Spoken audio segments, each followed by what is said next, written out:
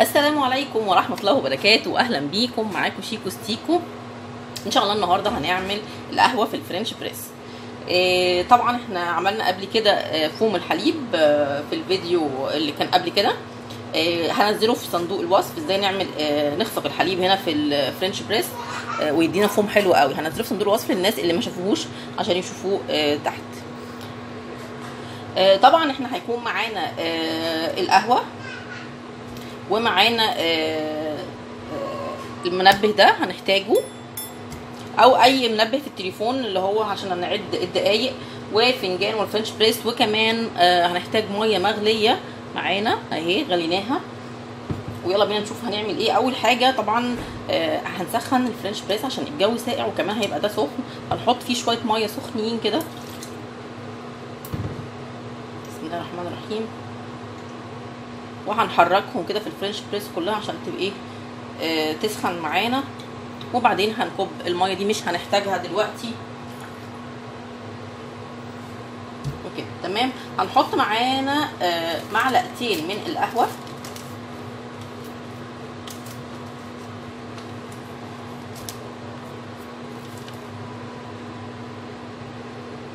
معلقه 2 كفايه كده معانا. وهنحط معاهم شويه ميه سخنين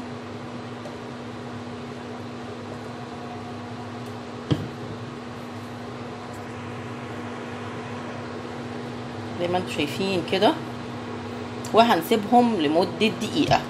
هنغطي عليهم وهنسيبهم لمده دقيقه كده بس. مش هننزل دي، هنخليها مرفوعه. هنغطي عليها كده بس ونسيبها لمده دقيقه بس.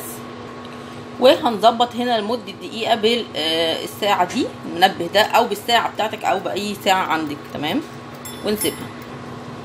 خلاص عدت الدقيقه. هنحط هنا ميه مغليه اهي في الفنجان بتاعنا اللي احنا هنشرب الكميه بتاعته قد كده مثلا، او نزودها كمان شويه. فنجان القهوه اللي هنشربه، وهنحطها هنا في الفرنش بريس. تمام. وهنغطي عليها وهنعد 4 دقايق. وهنعد 4 دقايق، وبعد ال4 دقايق هنشوف هنعمل ايه. خلاص خلصوا معانا ال4 دقايق بتوعنا. ونشوف بقى كده. اول حاجه عايزين نعملها ان احنا هنقلب بالراحه كده. نقلب القهوه بالراحه، وهننزل بالفلتر بتاعها كده ببطء شديد جدا. بسم الله، بالراحه كده بالراحه.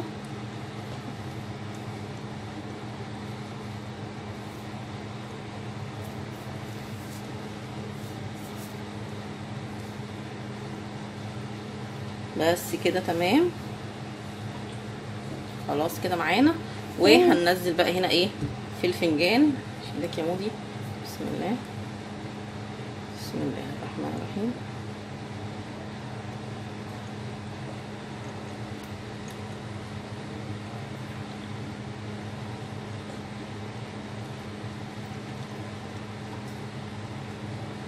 وادي القهوه جاهزه اهي معانا. بس يا مودي. وعايزه اوريكم هنا القهوه هنا جوه الفلتر، جوه الفرنش بريس. طبعا هي سخنه يا جماعه، مش ساقعه. شايفين؟ وهاي حاجه يا ماما. استنى يا مودي بس هخلص الفيديو حبيبي. شايفين هنا اهي كده، يا رب تكون واضحه.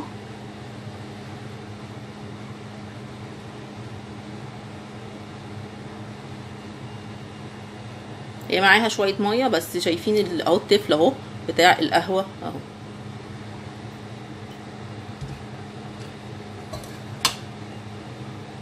المهم ان قهوتنا جاهزه للشرب. جربوها بالطريقه دي. هي طبعا كده طعمها مر جدا.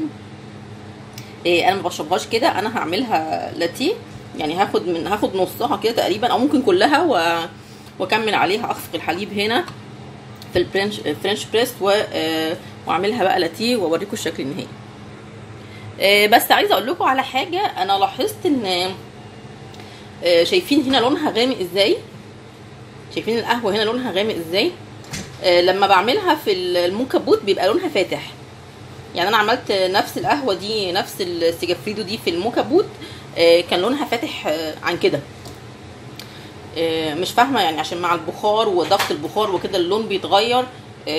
هنا ضغط خفيف، مش ضغط يعني، هو هنا ايه، عمليه تانية خالص، عمليه زي كانها شبه فلتره كده، بتبقى مختلفه، اللون بيختلف او الطعم. التانية كان طعمها اللي في الموكا بوت كان طعمها ما كانش فيه مراره، دي فيها مراره، مش فاهمه ليه.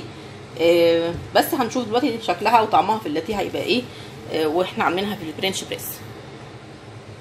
خفقت الحليب فيها، شوف بسم الله.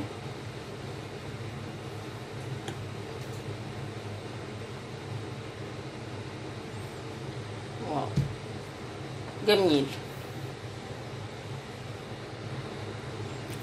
هنحط لها رشه من النسكافيه، بودرة النسكافيه عشان تديها شكل حلو،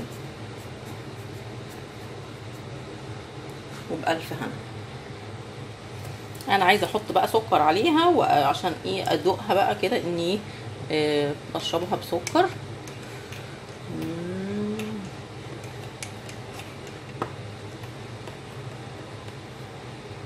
واو الفوم فظيع يا جماعه، بسم الله.